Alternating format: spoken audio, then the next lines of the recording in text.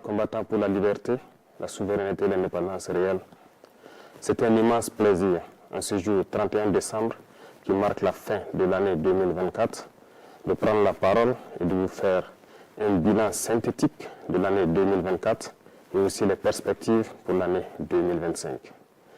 Mais avant tout propos, permettez-moi de rendre grâce à Dieu qui couvre le Burkina Faso de sa main bienveillante et qui nous permette de rester debout. Je rends donc un vibrant hommage à toutes nos forces combattantes qui se battent jour et nuit jusqu'au sacrifice suprême pour que notre patrie reste et demeure. Je souhaite un prompt rétablissement à tous ceux qui ont été blessés dans cette barbarie et je prie Dieu pour le repos des âmes de tous ceux qui sont tombés dans cette bataille. Aussi, je voudrais rendre un hommage au vaillant peuple burkinabé, de l'intérieur comme de l'extérieur, qui continue de contribuer de façon massive pour que nous menions cette guerre et aussi que nous amorcions notre développement réel. 2024 a été une année pleine de défis. Sur le champ de bataille, l'ennemi a essayé de reprendre l'initiative stratégique pour nous empêcher d'atteindre nos objectifs. Mais grâce à nos vaillants et résilientes forces combattantes, nous avons pu maintenir le cap et toujours garder l'initiative. Aujourd'hui, plus que jamais, nous menons des offensives et nous partions où nous souhaitons mener les actions et nous traquons ces criminels jusqu'à leur dernier retranchement. Cela a été possible grâce à une dynamique enclenchée depuis 2023 et qui se poursuit toujours. Notamment, il s'agit de l'équipement de nos forces combattantes en moyens logistiques, en moyens de manœuvre et en moyens feu. Et nous allons continuer à accroître tout au long de l'année 2025 pour que l'armée dont nous rêvions puisse être une réalité et puisse protéger notre patrie pour des années, des décennies à venir. Nous continuerons le recrutement comme il a été le cas en 2024. Pour cette seule année, nous avons recruté au sein des Forces armées nationales seules plus de 15 000 hommes qui sont toujours en formation dans les centres et qui devront donc renforcer les rangs des forces combattantes au cours de l'année 2025. Nous poursuivrons également la formation de manière intensive en collaboration avec tous les amis de Burkina Faso pour que nous puissions avoir l'armée que nous souhaitons. Sur le volet du maillage du territoire, plusieurs unités ont vu le jour avec une armée qui est la Brigade spéciale d'intervention rapide et nous continuerons de renforcer la capacité de toutes les armées pour faire face à la menace actuelle et les menaces à venir. Dans ce sens, il y aura la création au cours de l'année 2025 d'au moins 5 bataillons d'intervention rapide qui seront placés donc dans des zones stratégiques et aussi au niveau de l'armée de terre, nous verrons la création d'un groupement expéditionnaire Sahel. Tout cela dans l'objectif de pouvoir densifier le champ de bataille et de reconquérir la totalité de notre territoire. Au niveau des forces de sécurité, le réajustement va se poursuivre de manière stratégique et nous souhaitons que ces forces puissent s'adapter de manière intelligente et avec une grande flexibilité à la reconquête du territoire pour pouvoir combler les interstices et les couloirs qui pourront servir donc à ces criminels pour s'infiltrer. Nous poursuivrons donc les efforts avec l'accompagnement du peuple pour mettre à niveau toutes nos forces combattantes et pouvoir mailler et reconquérir l'intégralité de notre territoire. Et pour ce faire, les infrastructures routières sont très importantes pour accompagner la reconquête du territoire. Au cours de l'année 2024, plusieurs projets ont vu le jour, notamment en matière de construction de routes tant dans nos villes que dans nos campagnes. Dans ce sens également, il a été créé l'initiative Faso Mabou, qui devra donc à terme pouvoir doter chaque région d'une brigade de construction de routes. Déjà, les équipements pour les premières brigades sont en route et dans quelques jours, elles pourront être opérationnelles et devront commencer à agir pour le bonheur donc de nos forces combattantes pour leur mobilité sur les champs de bataille et aussi doter certaines zones qui depuis là n'ont pas de route, de bonnes routes pour qu'ils puissent communiquer. Qui parle de route, parle aussi d'écoulement de nos produits. En ce sens, nous avons intensifié en matière d'agriculture notre production cette année 2024. Les résultats sont très satisfaisants et nous rendons grâce à Dieu qui nous a permis d'avoir une très bonne pluviométrie sur l'ensemble du territoire national. La production a été exceptionnelle et nous allons poursuivre dans ce sens. Plusieurs spéculations ont été introduites, des spéculations de rente, telles que le cacao, le café, l'avocat, le blé, d'autres qui devront permettre de pouvoir stopper plus ou moins les importations au Burkina Faso et aussi de transformer ces matières et de revendre à l'extérieur pour faire entrer des devises dans notre pays.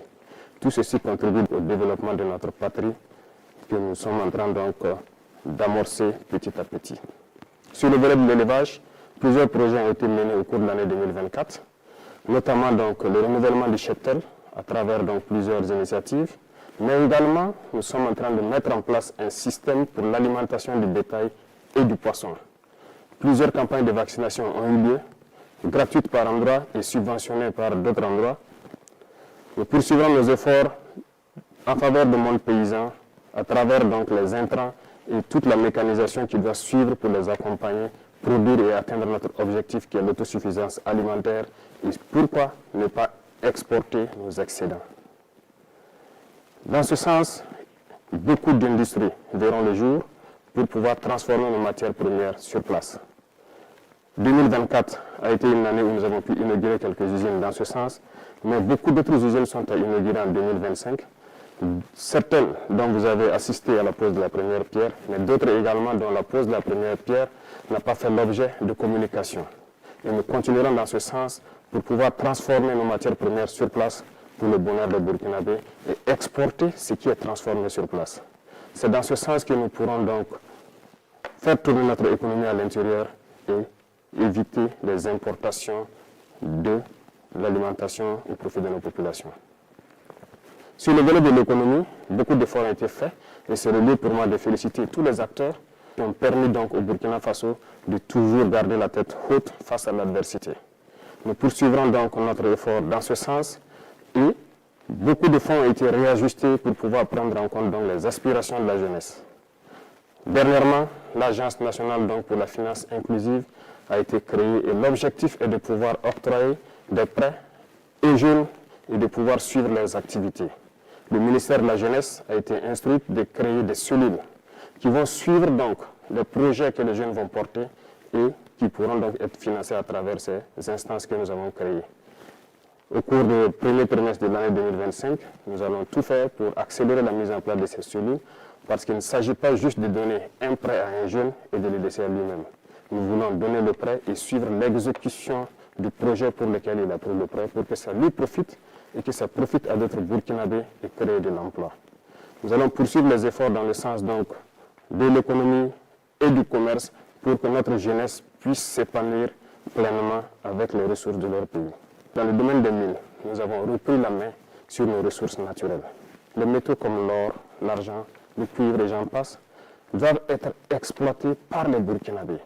Et nous sommes en train de découvrir petit à petit l'expertise nationale qui permet d'exploiter ces ressources sur place pour le bonheur donc, du peuple burkinabé. Ainsi, nous encourageons les semi-mécanisés et très bientôt, des mines industrielles doivent voir le jour par des Burkinabés et pour le Burkina Faso. Et l'État met tout en œuvre pour pouvoir donc exploiter cette expertise locale au profit donc, de notre patrie. Dans le domaine de l'environnement, plusieurs projets verront le jour. Nous escomptons créer dans chaque province un bosquet. Et le type de bosquet qui doivent comporter des plantes médicinales et des herbes qui pourront être utilisées par nos radiopraticiens et même par nos chercheurs. L'Institut de recherche en sciences de la santé a fait ses preuves à partir de nos plantes locales. Cet institut d'ailleurs, j'ai donné instruction pour qu'on puisse me lister tous les équipements dont ils ont besoin pour accroître leur capacité et exploiter notre potentiel en matière de plantes et d'herbes pour suppléer certains médicaments importés. Nous allons poursuivre dans ce sens pour que nous puissions nous soigner nous-mêmes à travers nos plantes. Et donc le ministère de l'Environnement est en train de tout mettre en œuvre pour que ce projet donc voit le jour en 2025. D'autres projets d'envergure en matière de reverdissement, de plantation d'arbres à travers les institutions et toutes les structures qui pourront donc être désignées verront le jour pour que nous puissions reverdir notre environnement, prendre soin de notre environnement et que ça profite pleinement au Burkinabé. Ceci va augmenter donc le plateau en matière de santé. Nous sommes en train de faire beaucoup d'efforts pour que le plateau technique des différents centres de santé et des hôpitaux puisse se rehausser. Les dotations ont eu lieu en 2024, notamment en termes de matériel médical, mais également 2025 verra le jour de nouvelles dotations d'équipements médicaux et surtout de centres de santé à travers l'initiative pour la santé. Les infrastructures sanitaires seront construites dans plusieurs communes parce que nous voulons faire muter nos centres de santé de promotion sociale en centres communaux qui doivent donc avoir un plateau technique assez fourni en laboratoire, en imagerie pour pouvoir s'approcher des centres médicaux avec antenne chirurgicale. L'objectif est de rapprocher les populations rurales des soins de santé primaires et de pouvoir faciliter un certain nombre de choses dans ce domaine. Parlant donc d'éducation, plusieurs réformes ont été entamées. Peut-être lentes pour certains, mais il faut aller lentement et sûrement. Parce que le système éducatif dans lequel nous nous trouvons est profondément axé sur un système qui forme plus des diplômés et non des gens capables de travailler et de produire de la richesse. Malheureusement, c'est le constat, mais nous sommes à pied d'œuvre pour d'abord changer les infrastructures scolaires et les adapter, les moderniser. Secondo, le curricula et le programme d'instruction doivent être changés. Petit à petit, nous voulons muter donc de l'enseignement général vers l'enseignement technique et professionnel. Cette mutation est en cours et cela va demander un peu de temps pour que nous puissions être dans les normes que nous souhaitons. Tous les secteurs seront visités dans le domaine de l'éducation et c'est pour cela que l'initiative pour l'éducation de qualité pour tous a été créée et déjà les premières pierres des centres modernes que nous souhaitons ont été posées et les constructions vont se poursuivre tout au long donc, de l'année 2025. Camarades, dans le domaine donc, de l'administration, comme vous avez été témoin du dernier procès de détournement de fonds dans notre administration, cela montre combien notre administration n'est pas en adéquation avec les aspirations du moment. Aussi, les procédures sont obsolètes. Voilà pourquoi beaucoup de mesures sont en train d'être prises pour que cette administration redevienne fonctionnelle comme on le souhaite. La CRD a été mise en place dans ce sens et nous travaillerons à ce que dans le mois de janvier, elle soit opérationnelle et que les citoyens puissent dénoncer des cas de dérive et de manquement, de dysfonctionnement dans notre administration. Nous poursuivrons dans cette logique pour pouvoir redresser, mais aussi inviter la digitalisation dans l'administration pour pouvoir lutter efficacement contre la corruption. Parce que tant que les procédures ne seront pas dématérialisées, les délais de traitement des dossiers seront toujours longs et la corruption va s'inviter. La fonction publique est donc instruite de changer le rythme pour pouvoir intégrer un certain nombre d'emplois pour que certaines personnes qui étaient sous contrat au sein de l'administration puissent être intégrées de manière efficace et avoir un plan de carrière. Nous poursuivrons beaucoup de réformes dans ce domaine jusqu'à ce que notre administration soit celle que le peuple souhaite. Dans le domaine de la justice, beaucoup de réformes ont déjà eu lieu et nous poursuivrons en 2025. Les tribunaux coutumiers devront voir le jour et dans ces tribunaux coutumiers, des auditeurs de justice d'un nouveau type seront donc recrutés pour animer ces tribunaux coutumiers. Cela pour prendre en compte nos valeurs endogènes de règlement des conflits pour avoir une justice réparatrice et non une justice uniquement punitive.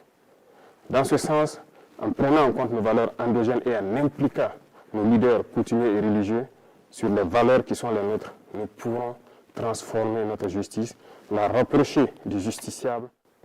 Ces réformes vont se poursuivre tout au long de l'année 2025 et nous comptons pouvoir atteindre notre objectif avant la fin de l'année. Dans le domaine de l'administration territoriale, comme annoncé par le Premier ministre lors de son discours de politique générale, un redécoupage du territoire s'impose, en tenant compte d'un certain nombre d'aspects, superficie certes, mais surtout stratégiques et économiques. Cela sera proposé en 2025. La décentralisation, qui est aujourd'hui une très bonne chose dans le fond, mais dans la mise en œuvre se retrouve en souffrance. Une étude a été diligentée actuellement au niveau de l'ANSAL BF et du CAPES. L'étude dont les résultats sont attendus dans ces jours-ci doit nous permettre de faire un diagnostic profond du processus de décentralisation. Dans ce sens, un certain nombre de fonds ont été donc suspendus en attendant ces études pour pouvoir réarticuler et donner de nouvelles missions aux autorités donc des collectivités territoriales. Dans le domaine de l'urbanisation, au cours de l'année 2025, après une étude effectuée en 2024, il sera proposé à la population burkinabé des choix pour pouvoir redessiner nos villes. Lorsque ces choix seront présentés, nous espérons avoir une issue qui nous permettra de redéfinir nos villes et de pouvoir faire une urbanisation qui réponde aux normes actuelles. Cette dynamique va se poursuivre en 2025 et l'initiative Faso Mebo également participera à cette dynamique d'urbanisation. Dans le domaine du sport, c'est le lieu pour moi de féliciter toute la jeunesse sportive parce que 2024 a été une année sportive. Plusieurs athlètes sont donc revenus au Burkina Faso avec des médailles et ont porté haut le drapeau du Burkina Faso. Je les félicite et je les encourage à continuer dans cette dynamique pour que 2025, nous ayons encore plus de médailles et que le drapeau du Burkina Faso continue de flotter partout dans le monde. Il contribue à faire rayonner l'image du Burkina Faso à l'extérieur. Dans le domaine donc de la diplomatie, il y a cet accompagnement du milieu du sport qui est déjà là, mais nos diplomates sont donc à pied d'œuvre depuis l'année 2023 et 2024 dans une diplomatie agressive. Nous poursuivrons dans ce sens en 2025 pour que l'image du Burkina Faso qui rayonne à travers le monde puisse continuer de croître. Et à travers cela, nous sommes dans une confédération de l'Alliance des États du Sahel. Plusieurs actions sont en cours actuellement pour pouvoir structurer cette alliance et l'asseoir. Parce que c'est le début d'une union dans la souveraineté, dans la liberté totale, pour que l'Afrique puisse prendre un exemple sur cette alliance et pouvoir rayonner. L'alliance n'est pas uniquement que pour les 3 pays, l'alliance appartient à tous les Africains désireux de souveraineté, d'indépendance et de liberté totale. Nous poursuivrons notre démarche pour qu'elle soit une union forte dans tous les domaines cités, que ce soit de la diplomatie, de la défense et la sécurité et surtout du développement. Notre diplomatie rayonne et nous poursuivrons notre démarche pour qu'elle puisse encore être forte et les représentations du Burkina Faso à l'extérieur puissent prendre en compte notre diaspora et aussi prendre en compte tous les amis du Burkina Faso qui souhaitent visiter le Burkina Faso, participer au développement du Burkina Faso. C'est dans ce sens que nous serons un exemple de souveraineté, un exemple de dignité et une fierté à travers l'Afrique et à travers tout le monde entier. L'Institut des peuples noirs devra être un tremplin pour pouvoir attirer au Burkina Faso tous les Noirs du monde entier pour pouvoir se ressourcer, revoir les cultures et pouvoir apprendre de nos cultures, les moderniser pour faire développer notre patrie. Un bâtiment sera érigé donc au niveau du musée pour prendre en compte un certain nombre de choses de notre culture pour que l'Institut puisse se baser sur ces valeurs-là et enseigner au monde entier ce que c'est que le peuple noir, ce que c'est que l'Afrique. Je souhaite que 2025 soit une année donc de parfaite santé, de succès, de prospérité, de victoire pour notre peuple. La patrie ou la mort, nous vaincrons.